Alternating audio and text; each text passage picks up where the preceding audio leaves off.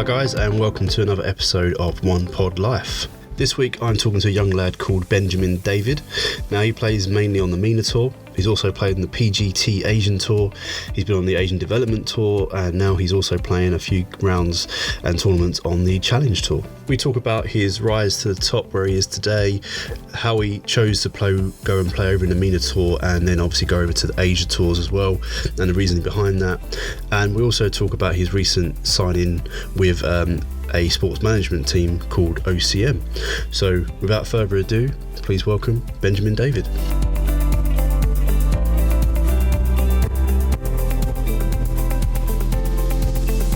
So hi Benjamin, and welcome to the One Pod Life podcast. How you getting on, mate? Yeah, very good, thank you. How are you doing? Not too bad. Obviously we just spoke about the whole COVID-19 situation, but obviously we're all getting used to the new norm, and getting by. It's not been ideal this year so far, has it? No, it's not. So, for people who don't know who Benjamin David is, could you just give me a quick sort of rundown of what you are, who you are, and what you do? Cool. Yeah, well, I'm a professional golfer from Colchester, Essex, and I'm 25 years old.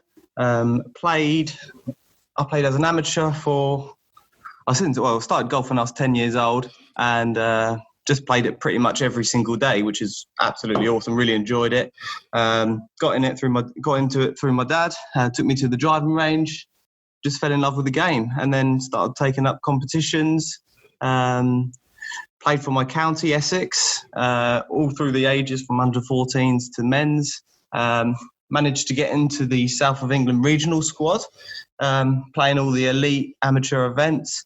And then at the age of 21, decided to turn pro and give it a crack, and played on various mini tours. And now I'm currently playing on the MENA Tour. I've played a Challenge Tour event. I've played an Asian Tour event, and I've got some ADT status as well. So quite a few development tours I've been playing on. That's a pretty good rundown of who you are and what you do. Okay, well let's start from the beginning. So you said you started playing golf when you were 10. So yeah. Obviously, and you said your dad took you when you was 10 years old. So was your dad a big golfer, and that's why he dragged you down to the driving range, or was it something you wanted to do off your own back? Not really. He did play a little bit, but he wasn't great. He was okay. He was an 18 handicapper. Okay. Just a great hobby, really, getting out. We used to play really early. And sort of just fell in. It's something I really just enjoyed doing, getting out in the mornings with my dad and playing golf, and progressed from there, really. Okay. So did he take you, like you said, every day, or was it sort of every now and then, or was it literally after we're going every day? Once I finished school, went up straight after school to go to the driving range, and started on the Par 3 Academy course, and then progressed onto the main course. Okay. And what course was this? This was Lexton Wood in Essex, so it's just down the road from Colchester. Okay. And then when I got good enough and a little bit older, once I could get on the main course a little bit better, I joined Colchester Golf Club. Nice. I've never heard Lexton Wood Golf Club. Yeah, it's a really cool place, actually. It's got a good winter driving range, like undercover with floodlights. So you could go there really any time of the day, really. No, good stuff. Okay, so you started playing at 10. What was the age you actually moved over to Colchester Golf Club? I was about 13 when I moved, 12 or 13 years old when I moved to Colchester. Can you remember what your handicap was when you moved to Colchester? I was 6 handicap when I was 12 years old. Wow, okay. And then, when I got to scratch when I was 16, and that's when I went into the regional squad, and then plateaued for a couple of years, hovering around scratch until I was about 18. And then once I got to about 18 to 20, I got to plus figures. +2 was my best. Yeah, I saw that earlier that you got to +2 handicap before you turned pro. I wasn't sure how old you were when you turned pro, but obviously you've already told us 21. So you've been a pro for 4 years now, pretty much. Yeah, I have, yeah. Yep. Okay, great stuff. I think a lot of golfers actually start off with their dads taking them to the golf course. I was quite the opposite. I just picked up with some friends and we just started playing, and I got addicted from there. So nice. The beauty of trying to get better, eh? Yeah. Now you're hooked, mate. You're in for the long time. Oh, I'm proper hooked. Don't worry about that. Right. Okay. So when you turned pro at 21, what was the decision to do it at +2 handicap and at the age of 21? So when I wasn't quite like I wasn't able to get into the British amateur tournament, so the elite amateur events. I wasn't quite good enough. Being off +2, my handicap wasn't low enough. So Right. the cut-off points were +3, +4 handicaps, or you had to have a really good world ranking. Okay. My lowest world ranking as an amateur was about 600 and something, Right. which wasn't quite good enough to get me into these. So I found myself playing the same sort of events every single year, playing all my county events, playing the English amateur, and sort of just doing the same thing. And it came to a stage where I was like, you know what, I'd quite like to just give it a go now. Yeah. So had a chat with my parents and decided just to give professional golf a crack. And stuff. sort of went from there, really. Well, it's working out so far, isn't it? You like you said, you play on various tours. You're currently on, I think if I get this correct, you work currently on the MENA Tour, the Asian Tour. Yeah. Been on the Asian Development Tour. And you sometimes play on the Challenge Tour. Yeah. So I got an invite on the Challenge Tour, which was great, and played a couple of Asian Tour events as well. Okay. So obviously a lot of golfers over here in the UK will go down the mini tour route. Like you said, play Jamaica, then go up towards the sort of Euro Pro and then all the others and work their way up that way. What was your thinking about going out to MENA? So it was mainly my dad. My dad just got offered a job in the Middle East in Dubai, and so he went out there, and then I visited him a lot and came across a tour called the MENA Tour as an amateur. So I actually played the MENA Tour in 2013 or 2014 as an amateur, and kept my status on that as an amateur and just used that status to turn pro. And so I had somewhere to play, basically. But the main reason was because of my dad, really. Free accommodation, not bad. Yeah. So when you were playing as an amateur then in 2013, 14, how many tournaments did you play in as an amateur on the MENA Tour? I played the whole season, so I think it was about 10 or 11 events. They dotted around the Middle East, starting in Dubai, Abu Dhabi, Oman, Qatar, and I think there was an event in Saudi Arabia as well. So I dotted around, which was really good for travelling, and I sort of got to feel what pro life was really like, really, which set me up quite nicely, to be fair. Yep, no, sounds good. How did you fare in those 11 tournaments?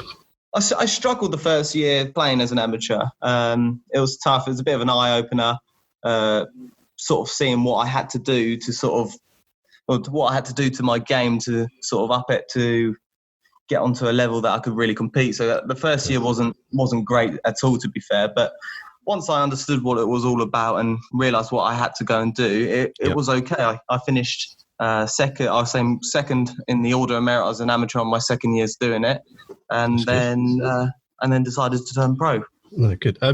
So what did you notice then as obviously that first year? What did you have to change in your game then to sort of compete against these guys on the MENA Tour? It was a couple of things. I noticed how level-headed I was a little bit fiery back in the day, getting a bit angry here and there and sort of self-destructing when things weren't going too well. So I noticed from the better players that are very level-headed, controlled their emotions well. They hit the ball a long way and their short game was incredible. And putting, of course, was good as well. So that's what I kind of realised, that I had to sort of sort my head out mentally, as well as sharpen up the short game and putting and things like that. Yeah, everyone talks about the short game and the putting, don't they? It's got to be the so important. Well, the least practiced area and the most important area, probably. Yeah, the least fun to practice, as I say. yeah. So sorry if you don't mind me diving in a bit deeper, but how did you actually then go about sort of sorting your head out then and being a bit less fiery? Did you go and see someone, or was it just all by yourself? Yeah, well, I dotted around a few people. I went to see a couple of sports psychologists, which at the time wasn't great. I wasn't really understanding. It was quite technical. So I ended up playing a lot with the boys on the MENA Tour and sort of speaking to them about it and just sort of self-coaching myself at the time to sort of just deal with the bad situations a little bit better and try not to get angry and stuff like that. So there's a lot of just self-teaching, really, of just trying to be a little bit more calmer. Okay. No, that's good stuff. It's obviously a hot topic at the moment, isn't it? Sort of mindfulness and mind performance. And I do talk to a guy I'm an amateur golfer, very amateur golfer, but it still helps me get around a golf course and it's helping me to shoot better scores. So I think everyone should probably dive into it a little bit and just see if it can make a difference. Absolutely. I think it's an area where you can't really be good enough, to be honest. No. I think you can always improve mentally on a golf course, for sure. No, definitely. No, okay. So obviously the MENA Tour is one of the ones you play on. You said you turned pro on the MENA Tour, and then obviously sort of pushed on from there. I'm guessing this year you was probably hoping to play a bit more out there, but now you're stuck in lovely UK. Yeah. So it's a bit of a shame really this year because I started the year okay. Then I went to the Asian Tour Q School, which I didn't get my full card, but I got some ADT status, which was good. And then I finished third in my last event of the year on the MENA Tour. Yes. Which was great. So I was feeling confident, ready to go. And then lockdown came and sort of ruined everything for me. No, definitely. But, so now I'm sort of just chomping at the bit to get back to competitive golf, really. I bet you are. So obviously playing on the MENA Tour, what made you then go over to Asia and try and play on the ADT Tour? I wanted to sort of try and branch out a little bit. I was very conscious of going back to the UK, sort of travelling around the UK, not really getting out. I wanted to sort of branch out, experience stuff that I wasn't going to experience before, didn't have the opportunity to experience. Yep. And I wanted to stay in Asia where places may not be as nice, or I really just wanted to experience it all and try a different type of golf. And in my head, I spoke to a couple of boys that play on the Asian Tour, that play on the MENA Tour as well, and they sort of persuaded me and said it would do a lot of good for my game, and I took the risk, and it's actually paid off. I've thoroughly enjoyed playing in Asia, the different types of grass, like the different types of courses, the different layouts. It was complete different type of golf, which I think has just been brilliant for my game. No, definitely. I was going to say, would you recommend that people do that then if they're looking at sort of doing at your level or your age, sort of trying to get on sort of these bigger tours? Is that something you'd recommend that they do? Absolutely, yeah, for sure. Like it's so different. Like the different types of shots you have to play around the green. Like I've seen people literally duff a chip an inch in front of them, just where the grain is so strong, the club just gets stuck into the ground. It's just so difficult. So you have to learn lots of different types of shots, and shots that we can use back in the UK as well. It just makes your whole overall game a lot better, really. Would you say their grass is a bit like, is it Bermuda grass over in America? Yeah, that's it. Yeah, lots of Bermuda, lots of cow grass, really weird types of grass. Strange. Well, like I said, it's preparing you for all situations and all golf courses that you might ever play on the sort of European Tour or even PGA Tour. So it's not a bad thing to do, is it? Absolutely, no. It's been good. No, good. Okay. Well, you said as well, your last tournament you played in was the Journey to Jordan 2. Yeah, that's it. And you tied third there, which is it's pretty good. Just talk me through that. How did you get on with that tournament? What was your feelings throughout it, and what was your scores? So I actually went into that event a little bit disappointed because I didn't do as well as I really wanted to in the Asian Q School. So obviously not achieving my full cards, a little bit disappointed. Didn't play to my best. So I wasn't actually awfully confident heading into that event, and I didn't actually play particularly well in the practice round either. Right. Okay. So what I actually did was I didn't trolley. I just carried my bag, took my course planner, and I sort of just went with the attitude of just, you know what, I'm just going to try and make as many birdies as possible. Didn't really have any expectations, and at the end of the second round, I thought, hang on a minute, I've got a chance of winning this golf tournament. Yeah. So they do say like if you do actually play with that kind of mindset where you haven't got many expectations, it's probably the best golf you'll probably play. Yeah. And you don't think about it as much, do you? So it's probably what's happened with you. I definitely think when you're flying and playing really well, like obviously you're super confident with your game, but you kind of expect to play well, which can be a dangerous thing at times. So it's not always a bad thing if you play in a practice round or you're not playing great, because anything can happen. Like you only have to find a little something or hold a couple of putts when you don't expect to hold a couple of putts, and then all of a sudden you get a bit of boost of energy, and then literally anything can happen. So it's never over until it's over, really. Definitely. Oh, I like that mentality as well. That's what. I think as well, if you can strive to push yourself to whatever level you want, you're going to get there eventually. So, or at least give it a good hard go before you get there anyway. So, 100%, definitely. That's my mentality as well. I don't care how old I get. That's really good. Yeah, it's good. I'm gonna get there somehow. Absolutely. No, good stuff. I've also noticed that. Well, I did a bit of research on you, obviously, and noticed that your best ever performance, correct me if I'm wrong, was at the Alzora Open Troon Series, where you actually finished tied second. But I've just read here it was a playoff as well. It was, yeah. What happened there? Well, the conditions were absolutely horrendous. It was so windy, and I shot 3 rounds of 3 under par, and I actually birdied the last hole in the final round to get into the playoff, and I didn't know it at the time. Okay. But my caddy, a good friend of mine, Tom Wiskin, was caddying for me, and he knew that all along, but he never told me. And so I hold a good putt on the last for a birdie, and then get in. And then I've been told I'm in a playoff, and I was so nervous. I couldn't tell you how nervous I was in that playoff. I was shaking. Tried to put my ball on the tee in the playoff, and I was like, I'm struggling to put the ball on here. Really? I was like, it was the most bizarre feeling I've ever had. It was crazy. It's probably why Tom didn't tell you he's possibly got a chance of getting there before you hold the putt. Absolutely, yeah. Yeah. But such a bizarre feeling. Just such a bizarre feeling it was. Yeah. A position that you really struggle to put yourself into under practice, really. It's hard to sort of get yourself in that sort of pressured situation until you're actually there. But it was a good playoff, and to be fair, I played against two good pals of mine, actually, MG Kaiser and Daniel Gorn, and Dan won it, actually. He played the 2 playoff of absolutely class. It was awesome. We both birdied the first playoff hole. MG parred it, so MG got knocked out. Yep. And then it's a really tough par 3 for the second playoff hole. It's about 207 yards, I think it was, into wind, over water. Wow. I've played for the middle of the green. Hit quite a good shot to about 25 feet.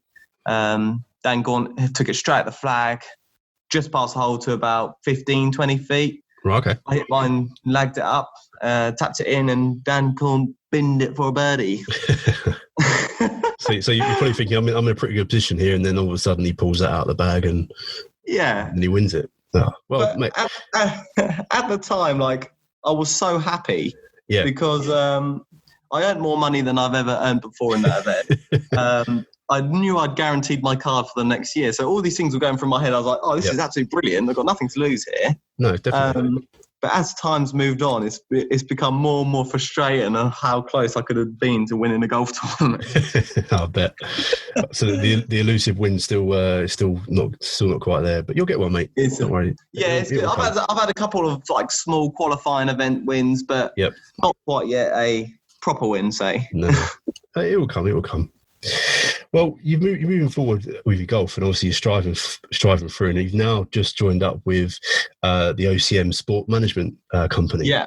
So, I think they're new on the scene, aren't they? It'd be quite good to sort of get an idea of what is it a sports management company does for you.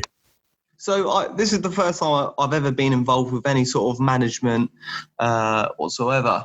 And Zandy at OCM approached me and told me a little bit about what they do, about helping me sort of plan my golf, my diary management, the account sort of side to golf, which is actually very, very, very difficult, and just general support as a whole player.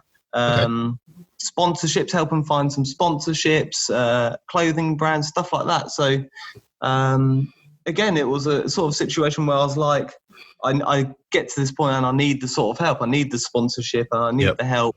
And OCM can do all that for me. So that is a really sort of nice step forward and also a slight change to my golf as well. Something different, another step forward. So really I imagine they actually help you, like you said, detach from the sort of the other parts of the games. You can actually concentrate on playing golf and getting better. And obviously they're just there for a bit of advice when you need it.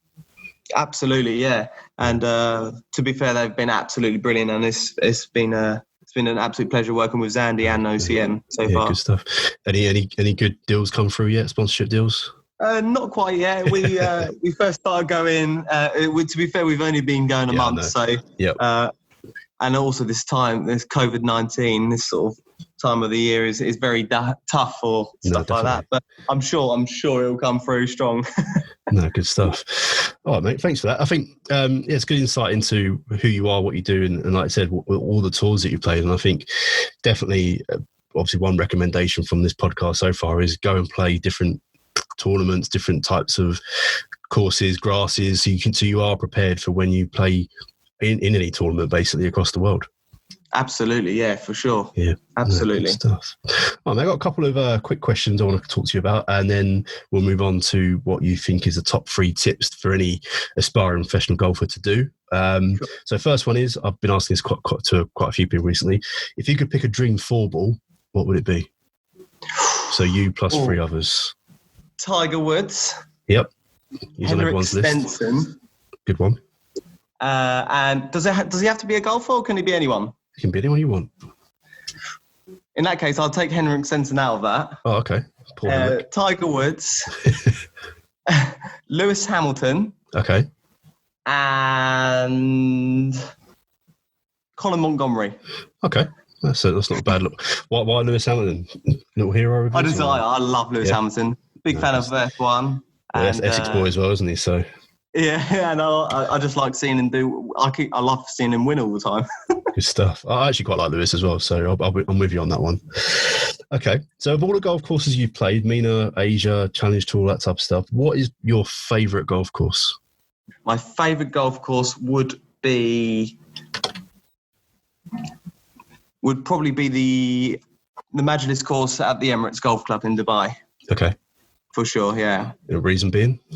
The condition is just absolutely incredible. The layout is brilliant. It's quite convenient to play. Tees are close to the greens, and it's super tough, but the condition is incredible. Okay, next question then. What's your best score around that course? Around that course, it was a 4 under par off the back tees. Nice. In a friendly game. Fair enough. Okay, cool. So let's move on to what you think are the top 3 things that any aspiring golfer needs to do. So like I said, the reason I started this podcast was I've got a small aspiration to be a professional golfer myself. Mm-hmm. And I'm always looking at what people are doing, routines people are doing, parts of their game they're working on. And I've always wondered, like, what are the top 3 things that someone needs to do to get to that level? So if you could give them, what would be your first tip? My first tip would be to pound 150 yards and in. Just practice that loads. It's one of the most important parts of the game for sure. Putting, holing out. So you could do lots of drills. So like short putts, holing out, and distance. I'd say distance is super important at the minute to hit the ball a long way. Okay. So you're saying that they're the 3 things that you need to work on, really. Like you said, 150 yards and in, making sure you're an absolute demon from that sort of distance. Absolutely, yeah. And like you noticed when you played in the MENA Tour, the short game and the putting is key. Mm-hmm. And then, in distance, obviously, you got people like, obviously, Bryson at the moment, absolutely smashing it as far as he can. Yeah. You got Rory, you can hit it quite far as well. So, I actually spoke to a guy called, don't know if you've ever met Joshua going for a wood. Yeah, I know him very well, yeah. Yeah, his mentality at the moment is hit as far as you can, then worry about the next shot. And I'm like, right, okay. Yeah. But I do think if you can bomb it and you have like a wedge in your hand, even out the rough, you can still hit it close out of the rough, can't you? Yeah. If you got a wedge in your hand. So true. I think that is very important, especially in this day and age. I think as equipment gets better and like you don't have to hit it as good anymore to hit it as far. So you can hit off-centre strikes to hit it a long way as well now. So if you can bomb it and have a good driving day, like you're on for a good score, aren't you? That sounds good. All right, cool. So when if everything gets back to normal, have you earmarked any sort of future tournaments that you're going to start playing in? Are you going to do any sort of mini tours here in the UK, or have you been doing? Yeah, I'm thinking of going to do a couple before my season starts, to start playing a couple of one days or the Jamigas, the Clutch Pro Tours. But throughout this year, financially, it's been very tough. So a tournament golf for now has had to take a little bit of a back step. But I've got the Europro Q School coming up next week. Good stuff. Which I'll be playing in. Is that up at Formby? No. I'm playing mine at Luton Hoo. Luton Hoo, okay. Luton Hoo Golf Club. So I've got that next week, and then hopefully the MENA Tour is going to be starting in November, and then just feed that into next year, where hopefully I'll get some invites and play in Asia and the 2021 season in MENA Tour. Yeah, good stuff. So hopefully next year is going to be a busy one. I want to try and play as many events as possible, really. Yeah, and really push forward and see how close you can get to that European Tour. Absolutely, yeah. Good stuff, mate. Well, good luck in the Q School next week. I'll keep an eye out and see how you get on. And, awesome. And then, we'll have to catch up again at some point. And like you said, we'll try and get a game in at Colchester Golf Club as well. Absolutely, yeah. More than welcome at any time. Yeah, definitely. Oh, mate. Well, thanks for coming on the One Pod Life podcast and getting insight into who you are, and get your name out there a little bit. And hopefully, we'll see big things from you in the future. That's brilliant. Thank you so much, mate. Cheers. Thanks, mate. Thanks for coming on.